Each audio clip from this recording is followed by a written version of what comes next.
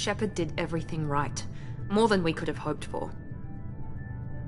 Commander Shepard uncovered the truth. And still, it's not enough. We're at war. No one wants to admit it, but humanity is under attack. But they're sending him to fight Geth. Geth. We both know they're not the real threat. The Reapers are still out there. And it's up to us to stop them. The Council will never trust Cerberus. They'll never accept our help, even after everything humanity has accomplished. But Shepard, they'll follow him. He's a hero, a bloody icon. But he's just one man. If we lose Shepard, humanity might well follow. Then see to it that we don't lose him.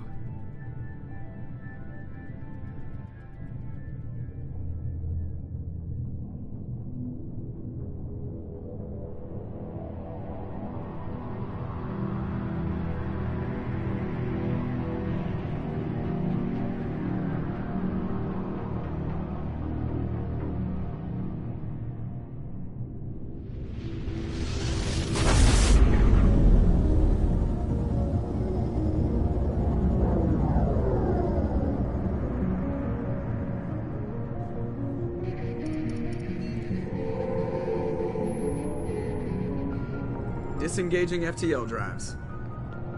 Emission sinks active. Board is green. We are running silent. We're wasting our time. 4 days searching up and down this sector, and we haven't found any sign of Geth activity. 3 ships went missing here in the past month. Something happened to them. My money's on slavers. The Terminus system is crawling with them. Picking up something on the long-range scanner. Unidentified vessel. Looks like a cruiser. Doesn't match any known signatures. Cruiser is changing course. Now on intercept trajectory. Can't be. Stealth systems are engaged. There's no way a Geth ship could possibly... It's not the Geth. Brace for evasive maneuvers!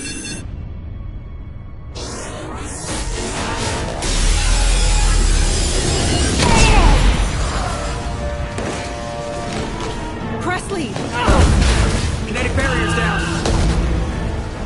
Multiple hull breaches. Weapons offline. Somebody get that fire out.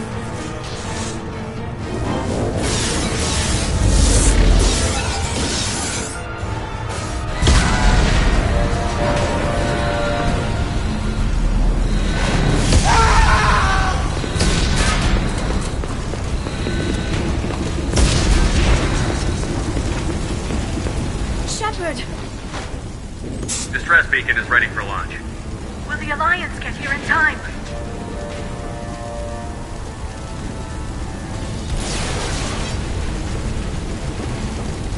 The Alliance won't abandon us. We just need to hold on. Get everyone onto the escape shuttle. Joker's still in the cockpit. He won't evacuate. I'm not leaving either.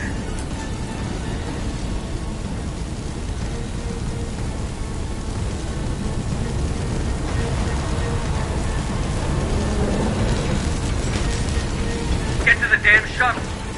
I'll haul Joker's crippled ass out of here. Shepard!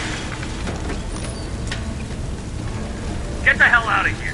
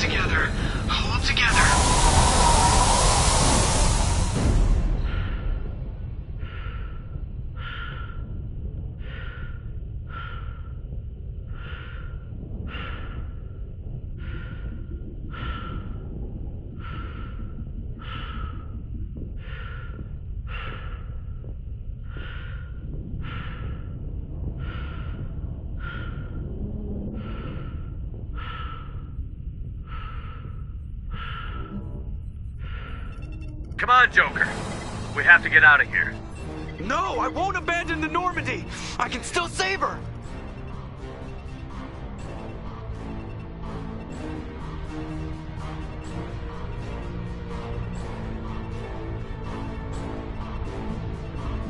The Normandy's lost. Going down with the ship won't change that. Yeah, okay. Help me up. They're coming around for another attack.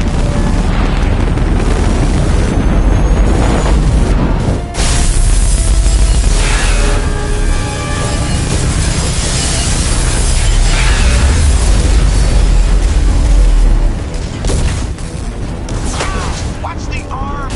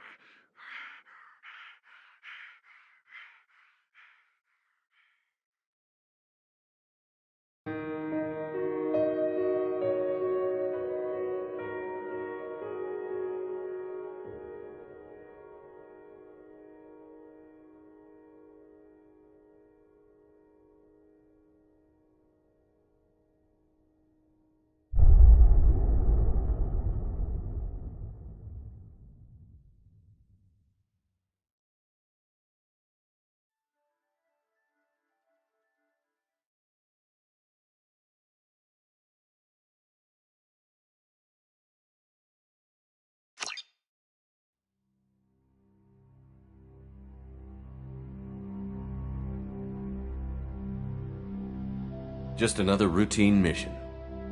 Why do they always say that before a mission? Of course it's routine. You haven't done anything yet. It's everything that happens along the way. The choices you make, the paths you choose, that turn the routine into anything but. Of course, that's how it started.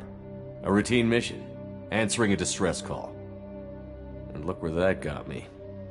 We were testing out the Normandy, Captain Anderson's new ship, when the distress call came in. An Alliance patrol on Eden Prime had been attacked. They'd seen something they couldn't explain. And whatever it was massive. I hit the ground with my lieutenant, Caden Olenko. A good kid, loyal, by the book, with a talent for biotics. We came across the lone survivor of the patrol, Gunnery Chief Ashley Williams. A soldier to the core. Tough, disciplined, ready to take on whatever came her way. Ashley joined up with us and took us to the spot where she lost her squad. That's when we saw it. The ship. Like nothing I'd ever seen. It was massive, scorching the colony and everything around it as it blasted away. We followed the path of destruction to an artifact, a beacon left by a long-dead race called the Protheans. The colony had dug it up, and whoever attacked them had tried to take it. Chief Williams made the mistake of getting too close. It hit her with some type of energy. I grabbed her and threw her out of the way. And that's when it hit me. Hard. Every muscle in my body went rigid. I couldn't move, could barely breathe. Everything went black. And then I saw something. A vision. Dream.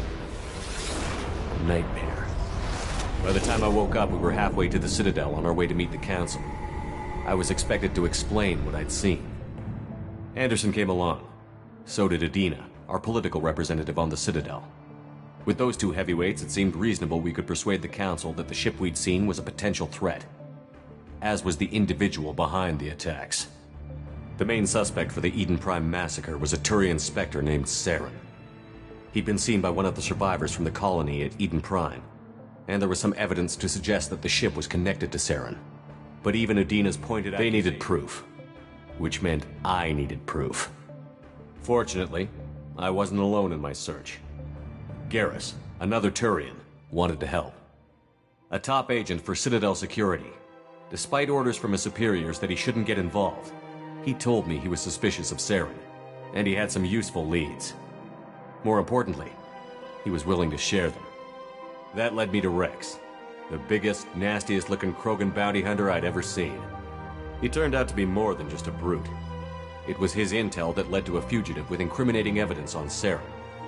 The fugitive turned out to be an energetic little Quarian named Tali. A tech expert with a knack for hacking, she'd procured some information on Saren. Evidence that proved Saren was dirty. Tali's evidence proved that Saren was responsible for the massacre on Eden Prime, and that the immense warship we'd spotted was in fact Saren's flagship. But it went much further. Saren was trying to find a way to bring back a race of sentient machines from dark space. Machines allegedly responsible for cleansing the galaxy of all organic life.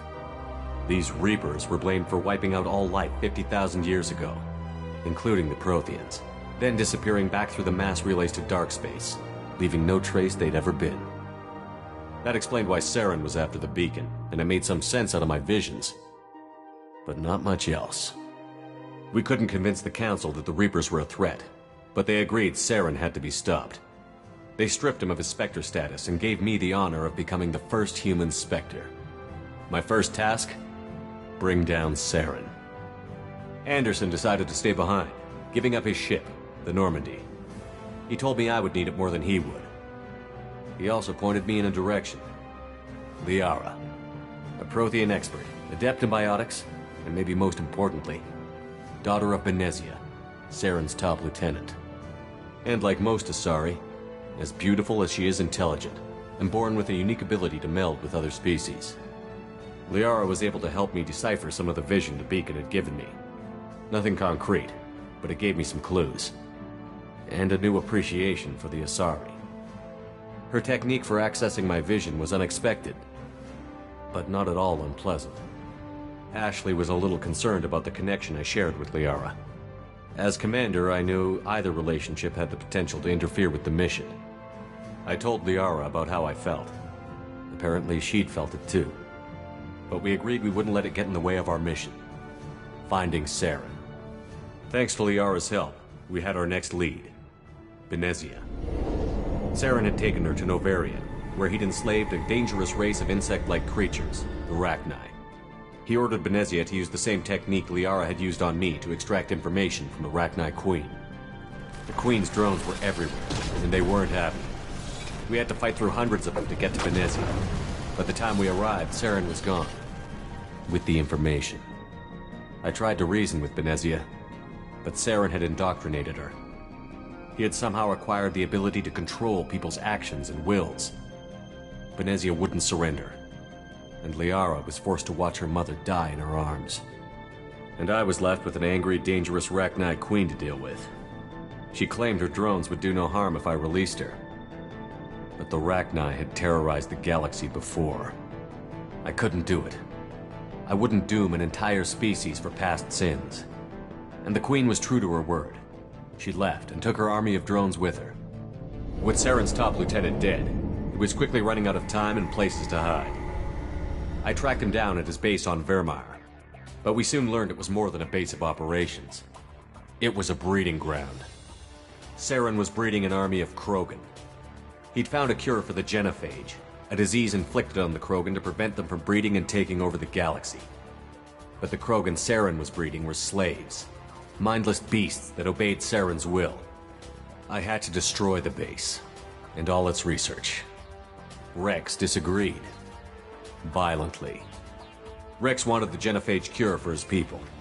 I tried to convince him to help me destroy it, that these Krogan weren't real. But he wouldn't back down. Fortunately, Rex is smarter than he looks. He realized this wasn't the way to help his people, and that Saren was the real threat. When we finally got to the center of the base, I realized just how close Saren was to completing his plan. He was already in communication with the Reapers. Sovereign, Saren's flagship we'd all assumed was just a ship was a Reaper. It spoke to me, threatened me. I could feel the menace it had for every living thing. It wanted me dead. It wanted us all dead.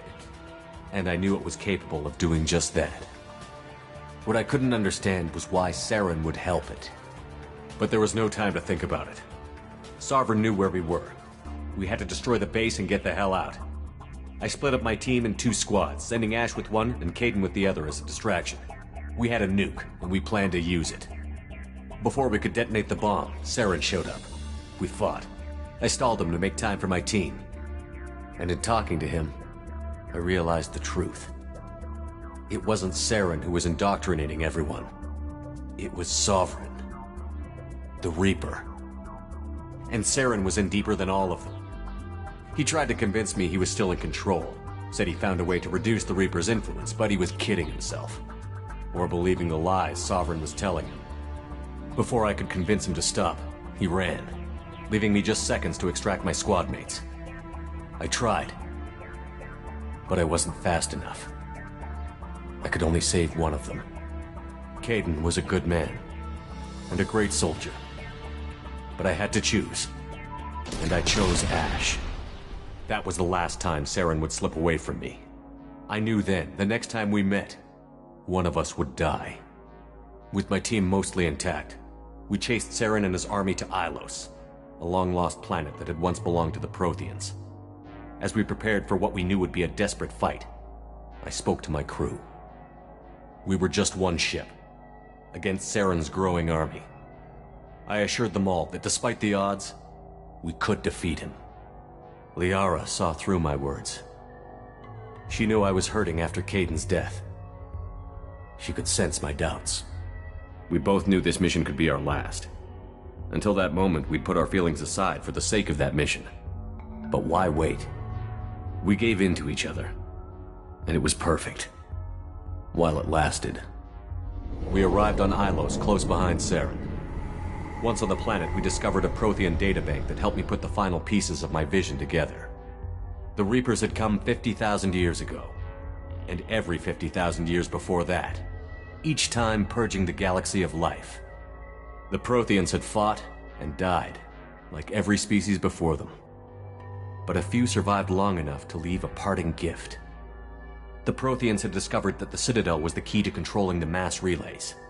By sabotaging the Citadel, they found a way to close the relays to dark space, slowing the Reapers' return, giving us the time we needed to find a solution to stop the Reapers once and for all.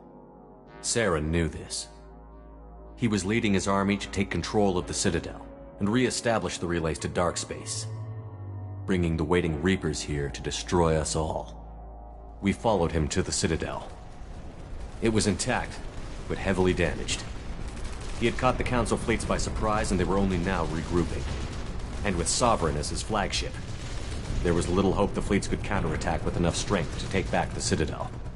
But Saren was done running, and I was done chasing him. As the Alliance and Citadel fleets battled Saren's army outside, I cornered the Turian bastard in the Citadel tower and confronted him. He died believing that the Reapers would save him. As I fought to regain control of the Citadel, the Council's flagship, the Destiny Ascension, fell under attack. Despite Saren's death, Sovereign and Saren's army continued to fight. The Council was aboard the Destiny Ascension, and they were requesting assistance. But I knew in order to help them, I would have to put our human Alliance fleet in jeopardy. The Council could be replaced. The fleets were needed here and now if we were going to defeat Sovereign. Even with the Citadel back in my control, Saren defeated, and the Normandy leading the combined galactic fleet, the battle against Sovereign, a single Reaper, was relentless. It took the combined fleets of humanity and the other races, but in the end, Sovereign fell. But the costs were immense. While humanity's efforts in the war earned us our first seat on the Council, it was a hollow victory. The Reapers were still out there. I knew the fight was far from over, but as the one who'd led the fight against Saren, I was given new responsibilities. The choice of humanity's first counselor was left for me to decide. On the one hand, Udina, the lifetime politician. Ruthless and ambitious, he would easily navigate the political landmines that would soon be put in front of him. The other choice? Captain Anderson, the career soldier. Tough but fair, but a friend, and someone I could trust. Both great leaders in their own right. Anderson didn't want the job, which was a sure sign he'd be perfect for it. No ambition to get in the way. The war was over. The threat had passed. In time, the Council would rebuild itself. The Citadel could be repaired. Even the pain of lost friends would fade. But none of that mattered if the Reapers were still out there. And if they were all as powerful as Sovereign, we had to find a way to stop them. I had to find a way. I gathered my crew, took my ship, and went in search of answers. Officially, the Council would only say I was assigned to cleanup duty, rooting out any remnants of Saren's army. Just another routine mission.